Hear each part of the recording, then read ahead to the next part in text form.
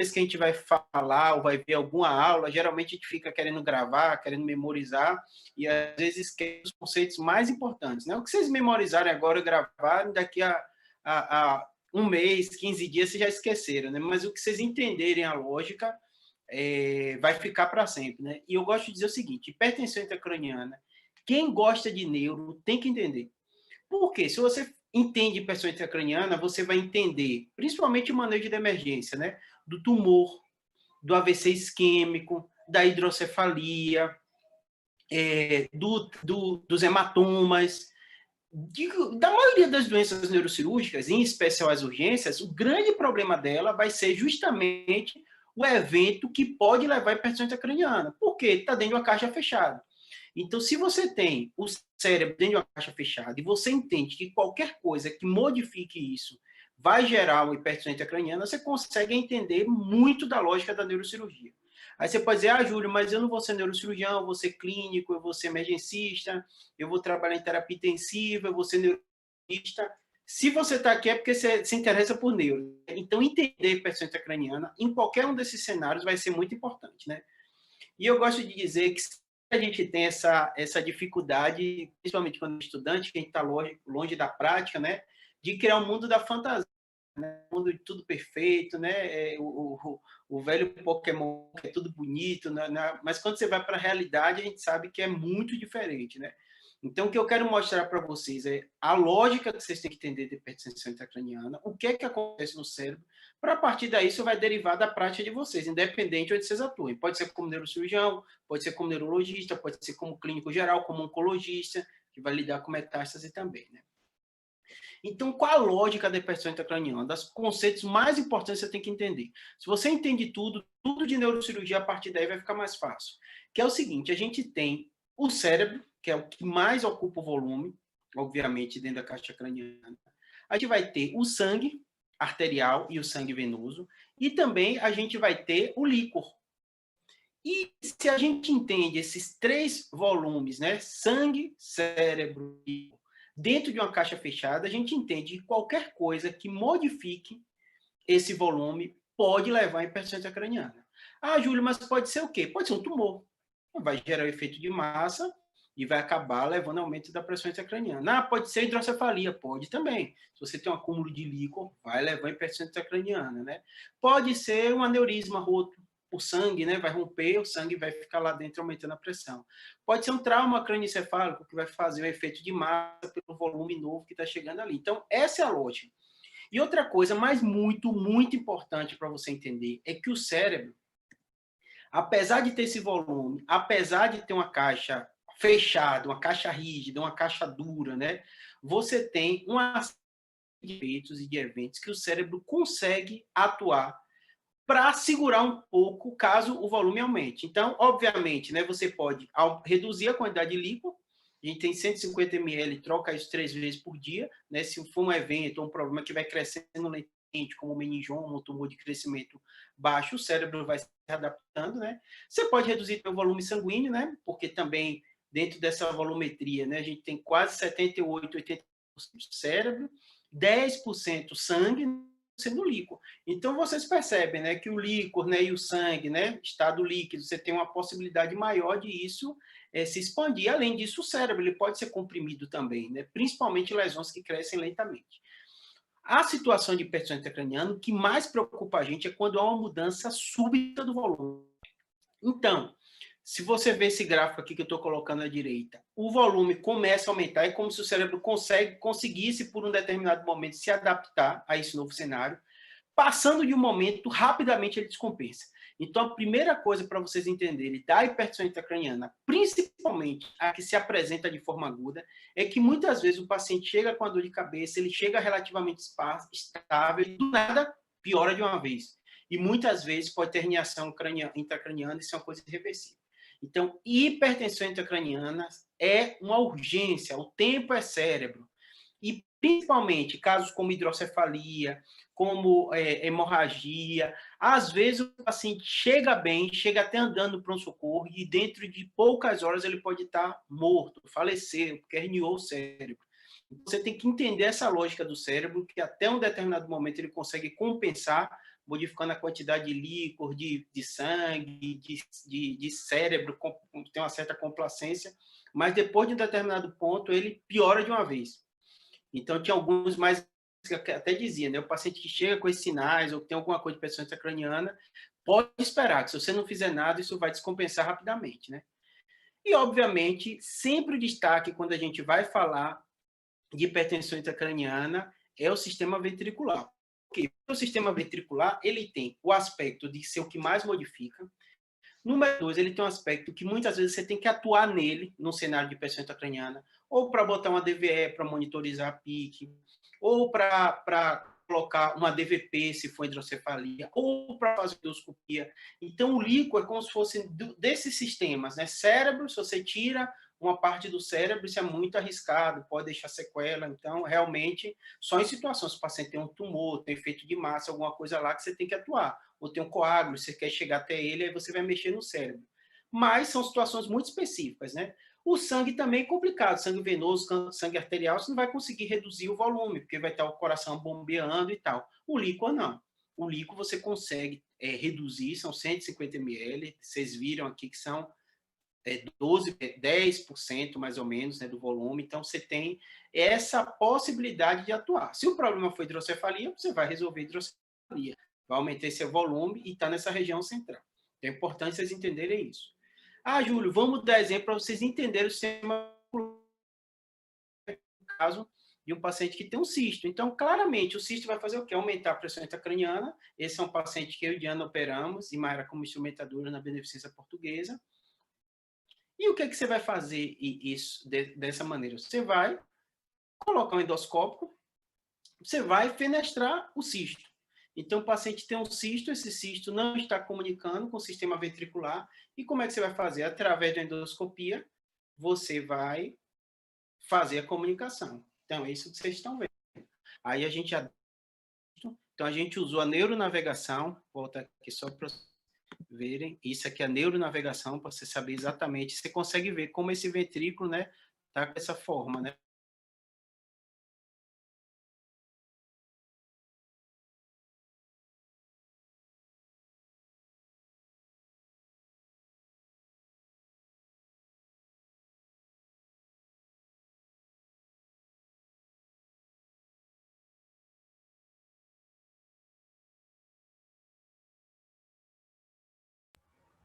Aqui tá ok, Dan. Foi o dele que travou.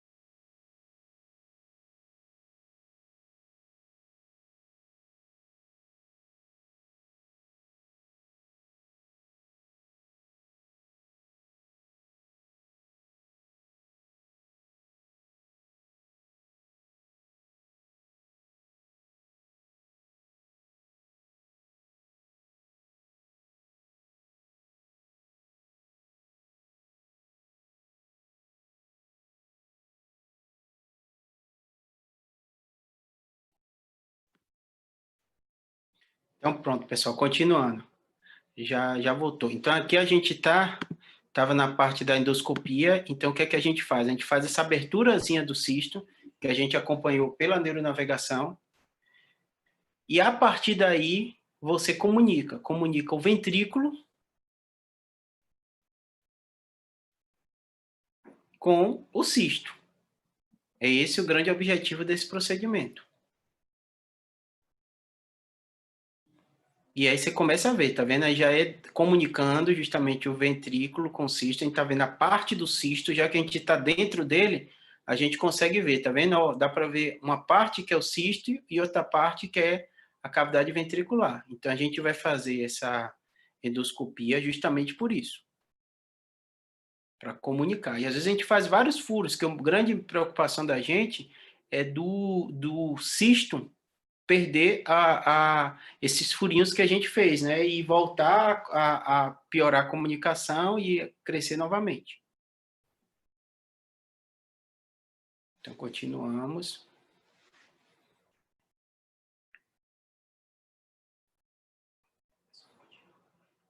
Mesma coisa.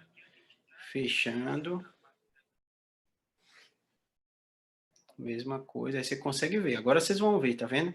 A parte do cisto que a gente comunicou e aí a parte do ventrículo. Tá vendo aí o ventrículo? Então, assim, casos como esse é uma coisa muito clara, né? Porque você tem um cisto está dando efeito de massa, está levando a uma hipertrofia craniana. Como o cisto é líquor, de um modo geral, como essa paciente da gente, é um quadro que ela gostava muito de fazer atividade física, começou a sentir uma tontura, uma dor de cabeça, foi piorando, aí se piorava, aí foi atrás para ver qual era o motivo e encontrou esse cisto. Então, crescimento lento. Isso aí que vocês estão vendo esse balãozinho, é justamente para aumentar o buraquinho que você fez, essa fenestração, para evitar com que ele obstrua novamente. Tá vendo? E aí o ventrículo. Então, esses casos de hipertensão intracraniana, principalmente com cisto, com hidrocefalia, nem sempre elas são agudas, às vezes são paulatinas. Aí os vazios que sempre tem, a gente vai sempre avaliando se não teve nenhuma lesão vascular, para não encher de sangue a cavidade, né? E fazer de novo a evento de hipertensão intracraniana. E aí pronto. Passado esse momento, né, da fenestração, a gente vê que isso tudo está funcionando e a gente vai tirar o endoscópio, só para vocês verem. E aí a cirurgia é feita pela gente. Então, assim, a parte ventricular, quando tem cisto, quando tem hidrocefalia, é muito claro de você entender. Então, a gente tem o plexo coroide, né, que produz esse líquido, que eu falei, troca 3 vezes por dia, né? Absorção também. Então, se eu comuniquei um cisto, que estava uma bolsa fechada, com o ventrículo, e esse ventrículo ele absorve, naturalmente, o próprio organismo vai dar conta de resolver isso. E vai ter uma nova normalidade daquelas pressões entre as cavidades. E aí a gente tem que observar isso.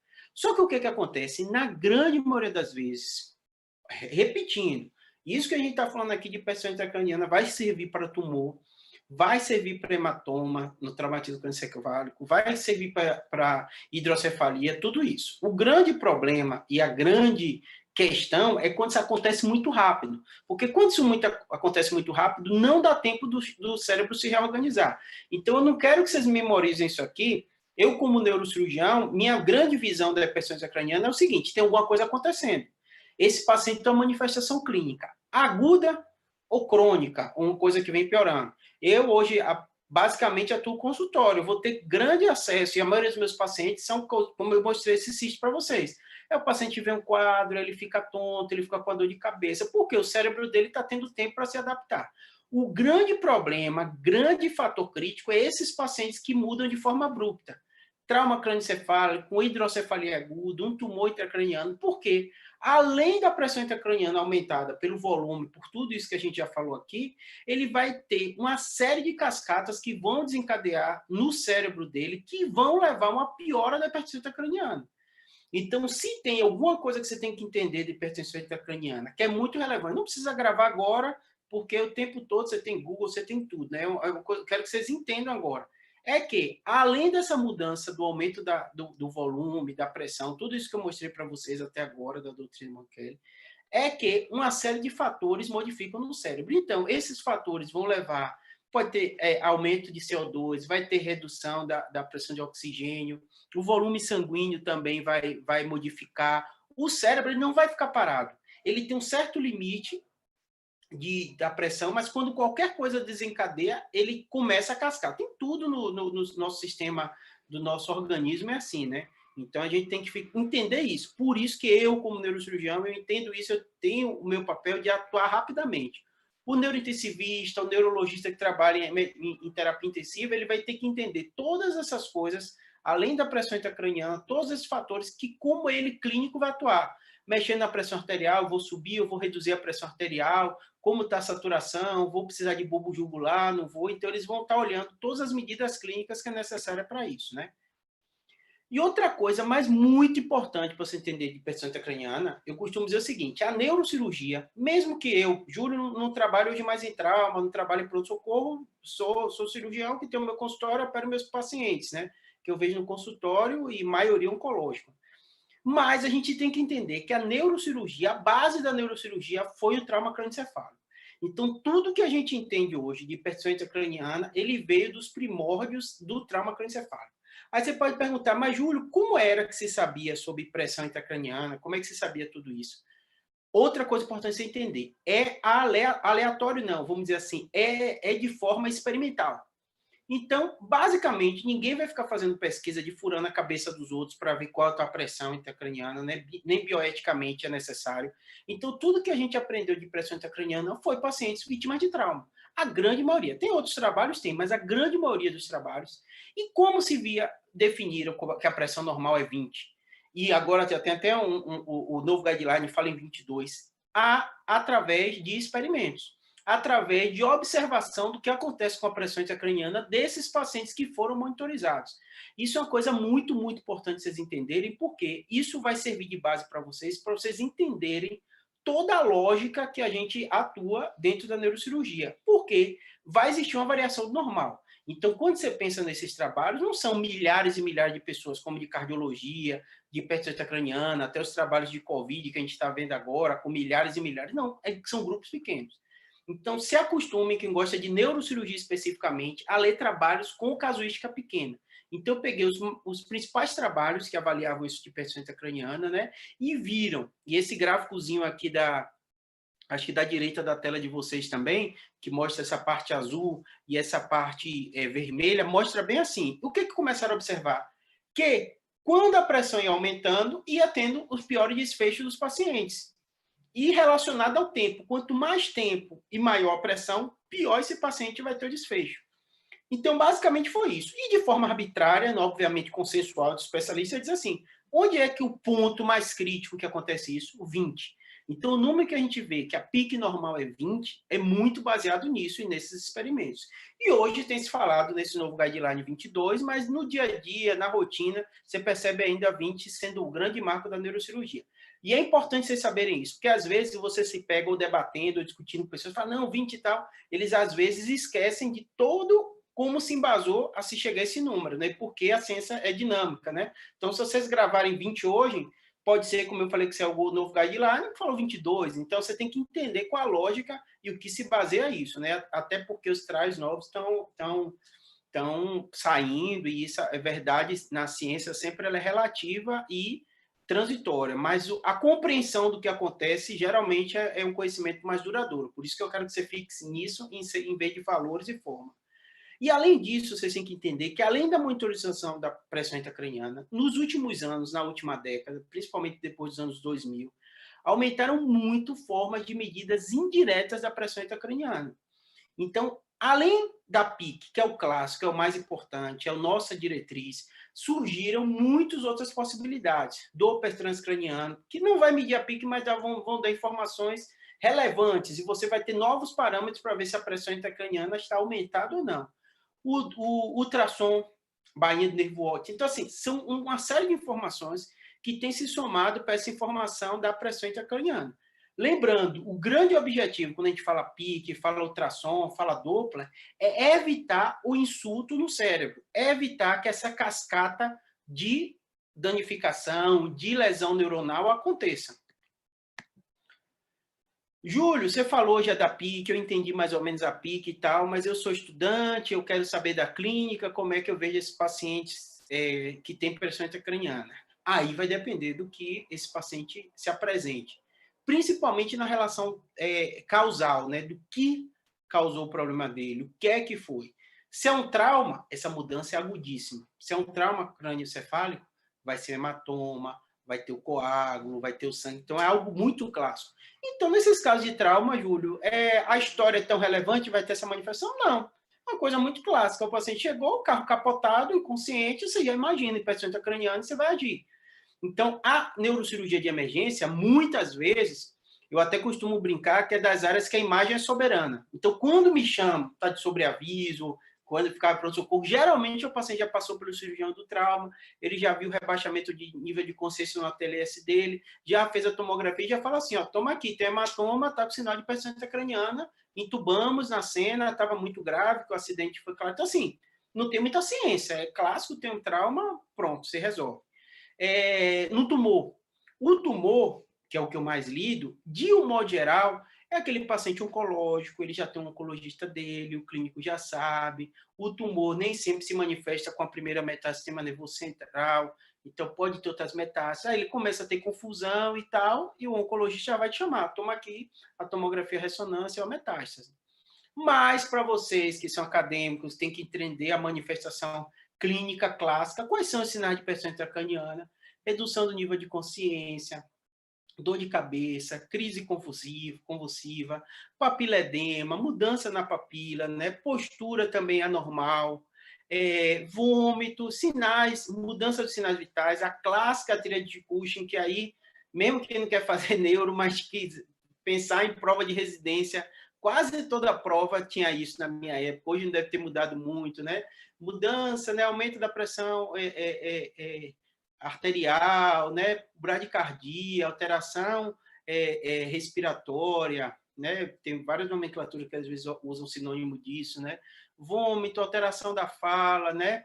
Piora motor ou déficit motor e, um pequeno detalhe, na criança, né? Principalmente no recém-nascido, que a fontanela está aberta, você vai ter um quadro e um problema que muitas vezes esses pacientes eles apresentam com o crânio não está fechado. Tudo que eu falei até agora de hipertensão intracraniana foi no contexto do crânio rígido, que não tem espaço, não tem volume. Na criança, não, ela tem a fontanela.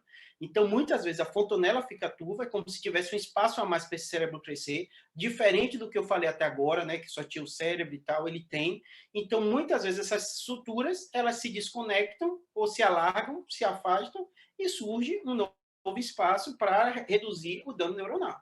Aí muda um pouquinho, porque aí seu sinal vai ser hipertensão ou aumento do perímetro cefálico, e às vezes é de forma paulatina, por isso que tem que ficar atento, por isso que o pediatra, vocês vão passar em neonatologia, vai ver o tempo todo medindo o perímetro cefálico, que é até difícil a semiologia na criança, nesses casos. Mas vamos para o clássico, que provavelmente aí muitos claros, aqui em todo local, é que mais o neurocirurgião lida, o neurocirurgião que está no pronto-socorro, que é isso. Isso é um caso da gente também, meio de ano, mas como instrumentadora, do hematoma extradural. O paciente teve a queda com o TCE, uma fratura frontal bem extensa, então já chega o cirurgião do trauma já na sala, tem que drenar mais rápido. Nesse caso, ele teve exposição do seio também, teve que tratar o seio. Aí você vê claramente, né, a fratura, não tem nem muito o que se discutir, né, qual o fundamento. Então, o que a gente fez aí foi drenar o hematoma. A gente está drenando o hematoma. E depois vai fazer essa reconstrução. E aí, basicamente isso. Essa é o clássico. O clássico é o quê? Chegou, pronto-socorro, rebaixamento depois de uma queda, pele, craniostomia e drena. São cirurgia, o primeiro ano, R1 e tal, mais fica maravilhado com a neurocirurgia. Você vê um paciente mal, você drena, o paciente melhora, porque melhora todos os sinais de paciente craniano. E aí depois você vai ter que fazer a duroplastia, se tiver lesão de não sei. Depois a gente botou as placas e os parafusos. Mas, Júlio, vamos voltar às manifestações clínicas. Tem que saber manifestação clínica. Lembrando, né, clássico, né? Cefaleia, alteração de nível de consciência, sexto paracraniano, papiledema, tríade de Cushing, alteração focal, síndrome de herniação. O que eu estou mostrando para vocês? Quando você, a minha neurocirurgia, o que eu faço é para a prática, para atender paciente. Não sou professor, eu gosto de atender paciente, operar e resolver os problemas. O que você percebe? A depender de onde você atende o paciente, a manifestação clínica pode ser diferente. O paciente que eu mostrei para você já chegou entubado, eu não vou esperar. Você tem cefaleia? Alguém te conte que tem cefaleia? Não, chegou entubado, teve um trauma. Então, o que eu acho fenomenal da neurocirurgia é essa praticidade, né? Então, você tem um problema, você vai resolver o problema, e tem que ser rápido, né? Mas, Júlio, quais são as possíveis causas de hipertensão intracraniana? Vamos lá. traumatismo crânioencefálico com hemorragia. O hematoma, eu mostrei aquele caso para vocês, né? O extradural. Apesar de ser o mais bonito de ver, o que todo mundo gosta de falar, do intervalo luso, cai em prova de residência. Lembrando que muitos casos que a gente pega são traumas mistos. Então, vai ter extradural, vai ter subdural, né? E vai ter hemorragia intraparenquimatosa, né? Eu brinco que os casos de livro você só vê em livro. O caso da realidade geralmente é confuso. Tem uma fratura aqui, tem aqui. Quando tem acadêmico, ou quando você está começando, você fica meio perdido, porque como eu mostrei aquele meme no início, né? Tipo, às vezes os casos de livro é para ilustrar, para você aprender. O mundo real, às vezes, é mais confuso as coisas, né? Ruptura de aneurisma, ficar muito atentos. Júlio, eu não gosto de neuro, eu me inscrevi nessa palestra por causa do certificado, então eu quero sair com um conceito daqui. O que é que você diria? Diria que hipertensão intracraniana é um dos temas mais relevantes da neurocirurgia e pode ter múltiplas causas. Se tem uma causa que vai traumatizar a sua vida de clínica, se você pegar e deixar passar, é o aneurisma agudo. Por quê? Quem está em pronto-socorro, a principal causa de ida no pronto-socorro é cefaleia e dor lombar. Por mais incrível que pareça, todo mundo fica dizendo que neurocirurgia é doença rara, mas a queixa principal que um paciente pode ir no pronto-socorro são dois sintomas que a gente, neurocirurgião, trata. E o que é mais traumatizante de alguém é deixar passar a hemorragia subaracnoide. E isso acontece no mundo inteiro com frequência. Porque o clínico atende tanta cefaleia por causa de enxaqueca, 15% das mulheres têm enxaqueca, e quem está em pronto-socorro está muito sujeito, arriscado, a deixar passar, mandar um paciente embora, que depois vai chegar herniando e até falecer. Então, você tem que ficar muito atento aos sinais de alerta da cefaleia. Então, pior dor de cabeça da vida, confusão mental. Ouvir com bem cuidado quando o paciente disser que tem dor de cabeça para afastar os sinais de alerta. E escrever, afastar dos sinais de alerta, porque você já está protegido, já que você verbalizou, você perguntou e não tinha sinal de alerta, aí você não precisou fazer imagem. Além disso, né, lesão axonal, que é do trauma também, ruptura de MAV, ruptura de cavernoma, qualquer tipo de sangramento. Além disso, encefalites, né, meningites, abscessos, são mais raros, mas podem acontecer também. AVC é muito, muito relevante. Eu vi que vocês tiveram já aula de AVC, ou vão ter, não lembro direito que eu li o programa, mas assim, AVC é um dos temas mais muito relevantes, é o que mais mata no Brasil, e vira e mexe, Júlio, eu sou neuroclínico, mas você vai ter que ficar atento, porque às vezes o paciente faz um AVC hemisférico e tem um risco de herniar e fazer hipertensão intracraniana. Neoplasia, hidrocefalia, encefalopatia e hipertensão intracraniana idiopática, que aí é um caso à parte, porque a manifestação é toda diferente. A pique sobe 30, às vezes 40. Eu tive paciente essa semana, com pique anotada de 35, andando que nem a gente. Então, é um fenômeno completamente à parte, aquilo que eu brinquei com vocês, que a gente aprende na prática, botando pique em quem está doente. Tem pessoas que são um pouquinho diferentes a pressão intracraniana dela, e elas toleram piques assustadoras e estão conversando e andando que nem a gente. E aí é uma doença diferente, que eu nem vou entrar no mérito, que é um grande debate, né?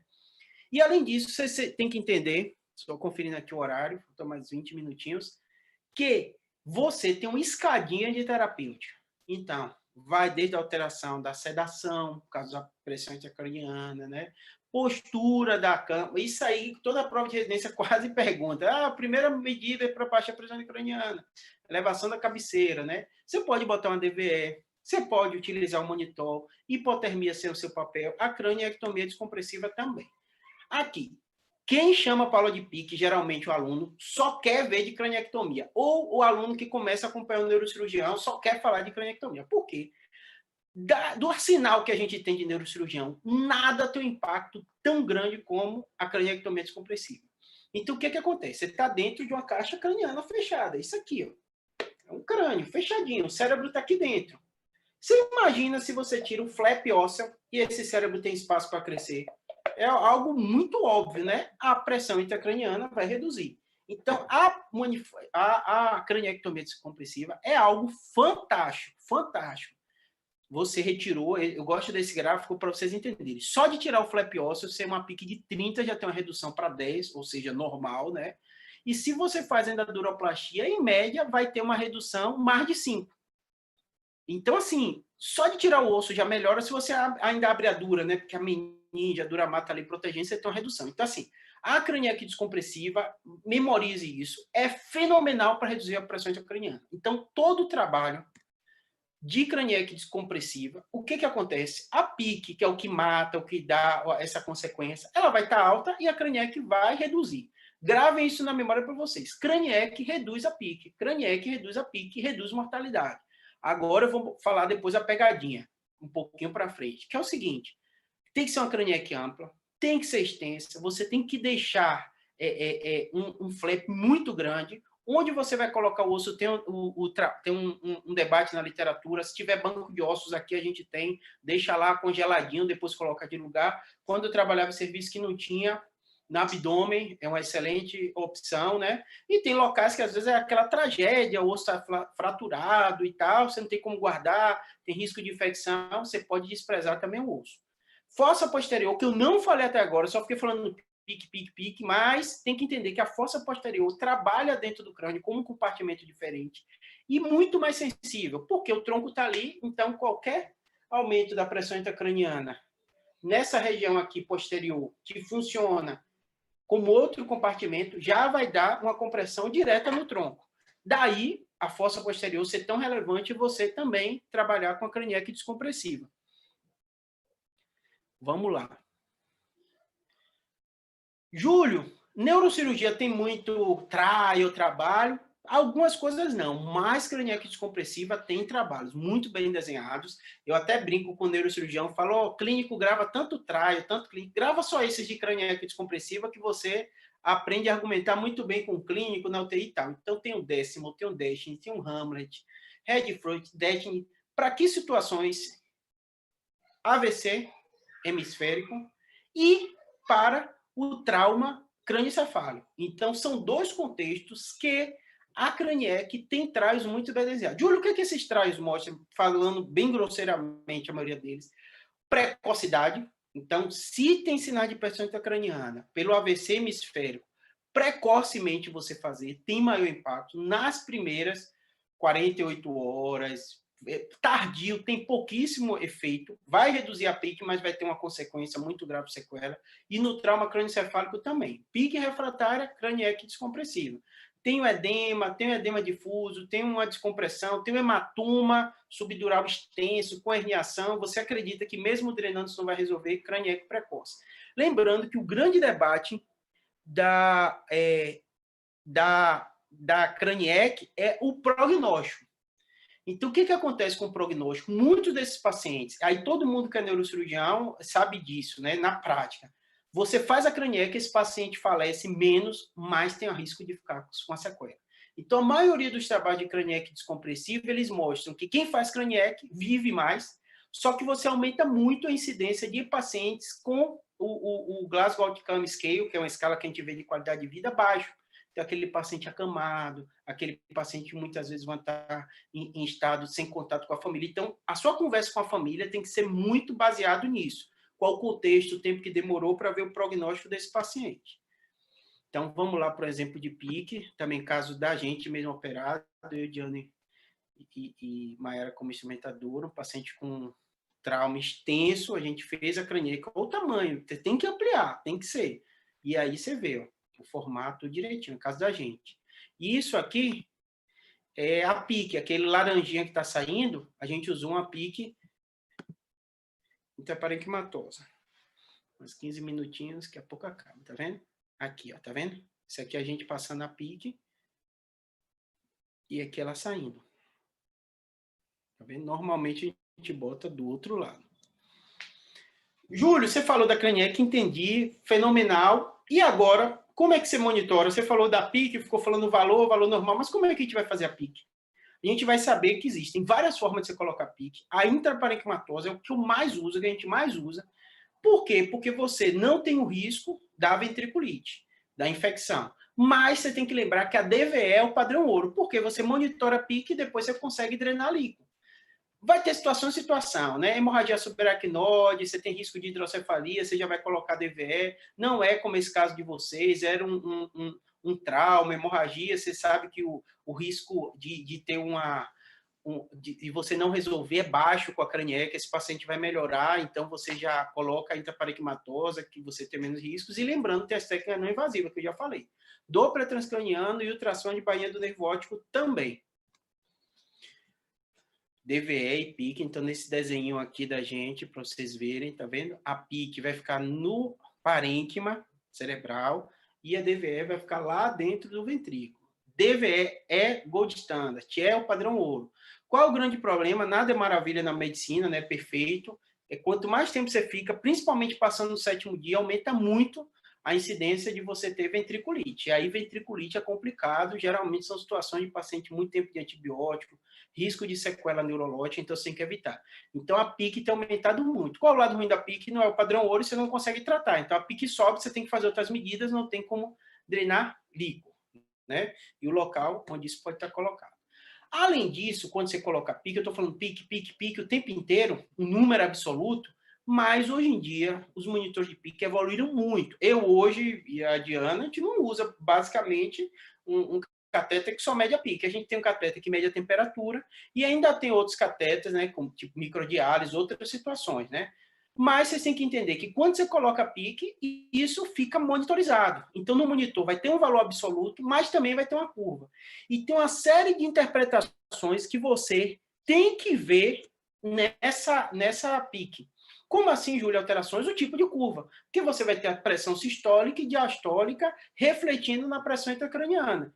Então, o formato da onda está achatado, não está, tudo isso vai ter significado. Júlio, precisa memorizar para saber? Não. Só você tem que entender essa variação que vai estar acontecendo, que é relacionada à pressão sistólica e diastólica, que vai interferir na pressão intracraniana.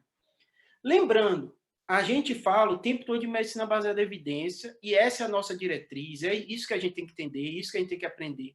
Mas eu falei da Craniec, falei do prognóstico, falei da morbidade, falei do grau de sequela. Você sempre na medicina baseada em evidência, você tem que entender os valores e as preferências dos pacientes.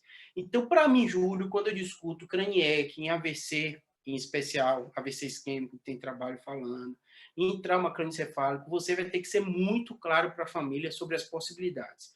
É uma gray zone, é uma área de incerteza, é o risco de um paciente que vai sobreviver mais do que fizer craniec descompressiva, mas também nesses grupos de craniec descompressiva tem um número maior de pacientes com sequelas importantes. Daí esse debate da craniec, eu falei que é muito óbvio que a pressão cai, é muito óbvio os trabalhos que vivem mais, mas você e os trabalhos eles tentam botar o Glasgow outcome do paciente com prognóstico bom. E você percebe o tempo todo nos grupos de craniec que vão viver mais pacientes que vão ter sequelas relevantes. Então, é um debate quase filosófico com a família e tal, mas você, de um modo geral, vai ter que saber, eles vão ter que entender isso, né? E lembrando que vão ter casos como hidrocefalia, que eu mostrei a endoscopia do cisto, né? Da DVP. A grande questão da DVP que você tem é quando você coloca qualquer tipo de prótese, pode ser um parafuso na coluna, pode ser uma válvula, aumenta o índice de complicações. Se vocês, neurocirurgiões, ou estudantes, ou ortopedistas, sei lá, o que você quiser fazer na medicina, que envolva prótese, quanto menos você colocar prótese, menos complicações vai ter. Às vezes precisa, não tem jeito. Mas você tem que entender que um corpo estranho no organismo, ele vai aumentar, de um modo geral, o índice de complicações por diversos motivos, né? E eu gosto dessa ilustração aqui, porque mostra para a gente como, às vezes, a gente menospreza as complicações e, no caso da gente da neurocirurgia, nas válvulas, você tem índice de complicações bastante elevados, em especial nos primeiros meses, que é meio que quando o corpo está se acostumando com aquilo, quando tem maior índice de infecção, porque está perto da cirurgia. E quando você olha dados brasileiros publicados, você vê números assustadores, alto índice de infecção, né? Tem trabalho de 17%, de trabalhos até com 45%, 15%, então assim, são números bem relevantes. Então, antes de você colocar um DVP com hidrocefalia, porque às vezes precisa, você tem que imaginar que é possível ter intercorrências, tem que ser muito claro para a família, né? Lembrando que, se for possível, isso ainda é da época de minha residência, como estou falando com o mineiro, quis botar um caso daí, de Minas, uma situação que a gente fez endoscopia. Então, a gente coloca o endoscópio, a gente já está aí dentro do ventrículo. O outro eu mostrei entrando no endoscópio, esse aí eu editei, porque nosso tempo já está acabando também.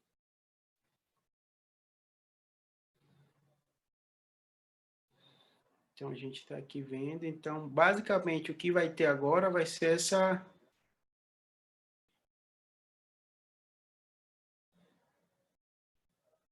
comunicação. Então, naquele a gente comunicou o cisto. Esse aqui, o que a gente vai fazer? Não vou entrar em detalhe de técnica, tudo isso com vocês, mas o que a gente vai comunicar é o ventrículo que está ali fechado e tem uma certa, com cisternas. Então, essa cisterna comunicando com o ventrículo, ele vai ter um novo espaço para se comunicar, e esse líquor vai circular. Você vê que é o mesmo balãozinho que a gente utiliza, né? Utilizou na outra também, a gente vai utilizar agora.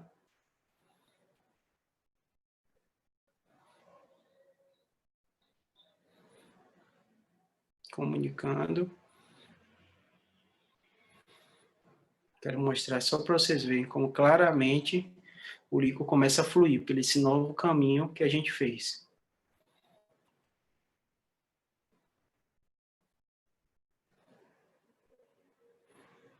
O balãozinho é basicamente para isso. Se aumentar o caminho.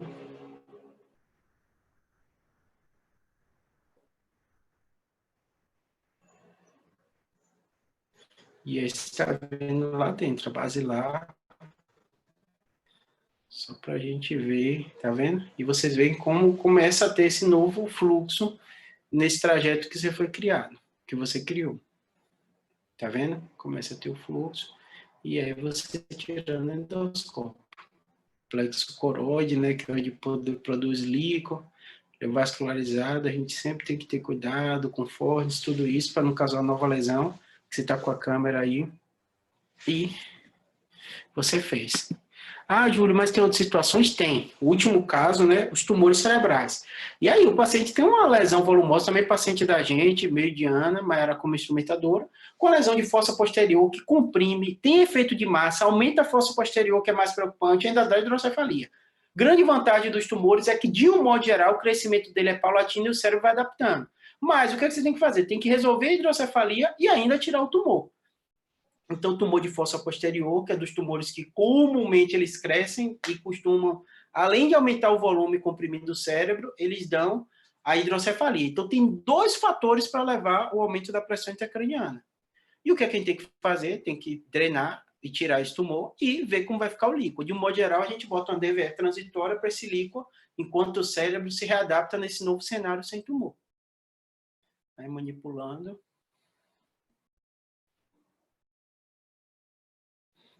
Para retirada do tumor. Então, manipulando a fossa posterior para retirada do tumor.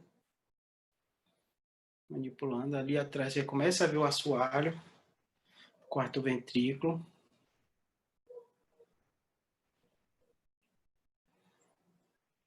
A gente vai fazendo por etapas. Você vê claramente que o tumor, né, às vezes as pessoas perguntam como a gente sabe que é tumor, ele tem uma consistência muito diferente do cérebro normal. Então, tem tumor que é bater o olho, você já sabe.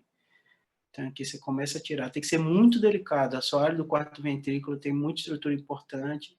E aí depois você vai fazendo hemostasia dessa região. E aí o cerebelo está vendo do lado do outro, agora dá para ter uma noção melhor e já sem um tumor. Ressecção completa, essas redinhas que a gente usa é o Surgicel para fazer hemostasia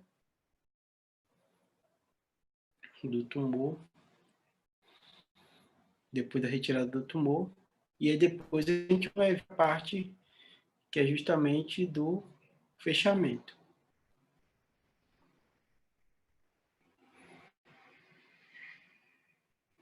E aí depois a gente vai fazer a duroplastia, que tem que fechar essa dura, né? Substituto de dura, como fechadura mata, é o selante, né? A gente fecha com nylon, né? Com substituto, mas também a gente utiliza, né? E lembrando, né? Nem tudo é mágica, acabando nossos 2 minutos iniciais. A neurocirurgia é a área mais processada nos Estados Unidos. Então, artigo da New England, né? Para vocês verem, né? 19% dos neurocirurgiões são processados todo ano, né? Então, é a área, isso aqui não é para assustar ninguém, nem desanimar ninguém a fazer neurocirurgia, mas é uma área de morbidade, então você tem que ficar sempre atento, ser muito claro para a família e o paciente.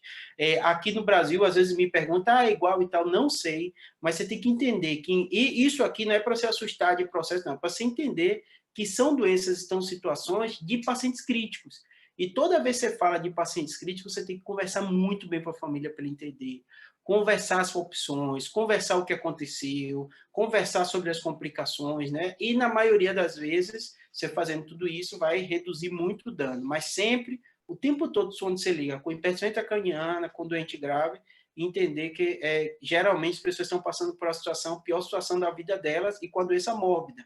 Como eu falei da Craniex, aumenta muito a incidência de pessoas que podem ficar acamadas por muitos anos, não comunicar depois de um quadro grave. Se ele não entender a doença, que foi a pessoa craniana, que foi o tempo, ele pode interpretar que foi a cirurgia, foi outra coisa. Então, você tem que deixar muito claro, né?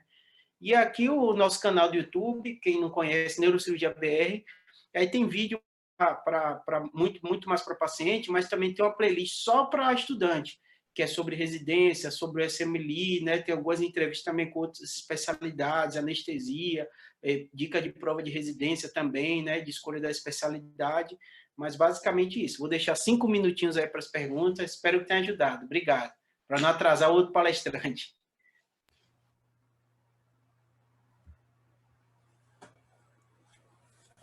Boa noite, muito obrigado. Gostaria de agradecer a brilhante, excelente palestra do Dr. Júlio Pereira, neurocirurgião lá no Sírio. Dr. Júlio, a gente tem algumas perguntas aqui. Perfeito. 2 perguntas. 3 perguntas, se for mais exato. O Luiz Freitas está perguntando as indicações da cirurgia em hipertensão intracraniana idiopática e as técnicas utilizadas. Perfeito. Assim, é um mundo à parte. Até pouco tempo a gente não entendia direito, então é a entidade, uma doença recente, década de 70, que a gente começou a entender ela. Hoje em dia tem muita modalidade diferente, a gente sabe que é paciente com sobrepeso, então a perda de peso entrou numa opção de tratamento muito relevante. Então tem um paciente, para você ter ideia, que fizeram bariátrica e melhorou a hipertensão craniana. Você vê que umas vezes é uma doença completamente diferente. Mas a principal preocupação é que, pelo aumento da pressão intracraniana, raramente ou quase nunca você vê herniação, esses quadros mais graves, mas a principal complicação é a perda visual. Então, quando o paciente começa a ter perda visual, você pode fazer, o oftalmologista faz a descompressão da bainha, então é uma opção de fazer, muito utilizada, ou a gente coloca uma derivação lombar. Cada vez você segura mais isso, porque tem uma taxa mais alta até do que da DVP das outras doenças. Tem mais de 15% de intercorrência. Colocar a válvula tem algum tipo de problema. Então, você tem que olhar bem com parcimônia. E aí tem as medicações, né, que você pode fazer para reduzir essa pressão intracraniana. Mas, de um modo geral, perda de peso está com uma evidência muito grande de melhorar a pressão intracraniana. Eu tenho pacientes que perderam 20 quilos e sumiu, não tem mais pressão intracraniana. Então, é uma doença que é uma aula de 2 horas para falar dela. Entendi. Júlio, a próxima pergunta do Luiz Freitas também. O paciente que evolui com ventriculite, antibiótico-terapia é feita apenas cobrindo as gram-positivo ou é necessário fazer cultura antes do líquido? Isso. De um modo geral, você faz tratamento empírico para sistema nervoso central. Eu sempre falo, quando você fala de infecção, você tem que estar colado com a CCIH. Então, eu posso falar a minha realidade da BP e do Sírio, que é que a gente faz de rotina de profilaxia, e não tem nada a ver com a realidade de você de Montes Claros. Então, vocês têm que ver que a CCIH ela vai te direcionar muito. De um modo geral, você vai ter cobertura ampla. Porque inicialmente você não sabe o que é. Você colhe o líquido, começa a cobertura ampla, depois de você colher o líquido, para não interferir nesse resultado da cultura. Aí, quando você isolar os agentes, você pode escalonar. Só que essa realidade, banco, como essa, é realidade local. Então, conversar com a CCIH, com a Flora, como é ajuda. De um modo geral, a maioria da CCIH já tem um protocolo. Muitas vezes pergunta até, Júlio, a profilaxia depois da cirurgia, como é? Em média 24 horas, mas você vai ter que ter essa conversa com a CCIH também. Hoje em dia, os hospitais eles estão protocolizando muitas coisas, né? Então, geralmente, as instituições fazem protocolos. O Petrônio Gabriel está perguntando quais são as sequelas mais comuns nos pacientes submetidos a Craniec. Vai depender muito da etiologia. Por exemplo, se o paciente tem um AVC hemisférico, já teve um AVC. Então, vai ter a sequela do AVC. O AVC hemisférico ele é extenso, ele tem uma mortalidade alta. Muita gente não sabe, mas tem. E, além disso, uma sequela muito importante. Então, se o paciente teve um AVC hemisférico que pega a área da linguagem, e você fez a Craniec, provavelmente ele vai ficar com essa sequela na área da linguagem. Se esse paciente tem um aneurisma e rompeu e fez um vasoespasmo extenso, vai ser parecido da isquemia, depender do que pegou. Se foi o trauma, tem muitos casos fantásticos, que o paciente teve um trauma, só teve um brain swelling, aquele edema difuso, você fez a Craniec e o cérebro está todo bonitinho. Depois que esse inchaço vai embora, o paciente ficou muito bem. Então, a etiologia vai ser o fator mais relevante. Entendi. O Jubre Alan, a nossa última pergunta, nas ressecções tumorais, faz o histopatológico concomitante para ver se tem margem livre? Não, a neurocirurgia é um pouquinho diferente. O que é que acontece na neurocirurgia? A gente faz muita biópsia de congelação. Essa paciente que eu mostrei, a gente fez. O que a gente achava que era ependimoma, achava que era um outro tipo de tumor, chegou a questionar se é meduloblastoma. Aí, quando fez, dentro vem um tumor benigno. Então, você muda todo o seu raciocínio. Às vezes, você entra pensando em fazer uma biópsia, é um tumor bem responsivo à rádio, mas dá muita metástase, é muito complicado. E você tem na sala o resultado que é um tumor que basta ressacar. E você consegue ter uma definição terapêutica. Você aumenta a morbidade intraoperatória, porque você tem que tirar tudo, mas você consegue uma cura, deixar esse paciente livre de doença sem precisar de rádio e de químio. Então, assim, de um modo geral, você vai fazer a biópsia de congelação para saber o tipo de tumor, e na neurocirurgia tem uma máxima, que é o máximo possível. Diferente nas outras áreas, provavelmente ele acompanha a cirurgia oncológica e vê isso margem livre, né, para a pele. Você tem a pele, então você tira a margem livre. O intestino, né? Você consegue tirar a margem livre. O cérebro é tudo muito importante. Então, a lógica de margem livre que existe para os outros oncologias, na cirurgia oncológica, ela não é tão evidente. Tem um dos grandes importantes neuro-oncologistas, neurocirurgião oncológico, que tem falado, debatido isso, da ressecção supra, que é tirar mais do que você está vendo no tumor dos gliomas, mas aí tem todo um debate, né, situação para situação. Quanto mais você tirar, melhor, mas esse conceito de margem livre, tudo isso é um pouquinho diferente no cérebro. Você está mexendo no cérebro, né? Então, você vai tirar margens livre, vai tirar um cérebro normal, então são diferentes. Entendi. Então, tá, mais uma vez, muito obrigado. Em nome da Neuroliga Norte Mineira, a gente Obrigado agradece. você. Parabéns aí pela vez. A gente sabe, né, que achar um tempo disponível de julho não é uma coisa fácil, né? E você disponibilizou um tempo aí na É um sexta-noite. prazer, é um prazer. Então Não, tá aí. eu brinco, eu Sim. fiz neurocirurgia por causa da liga que eu acompanhava.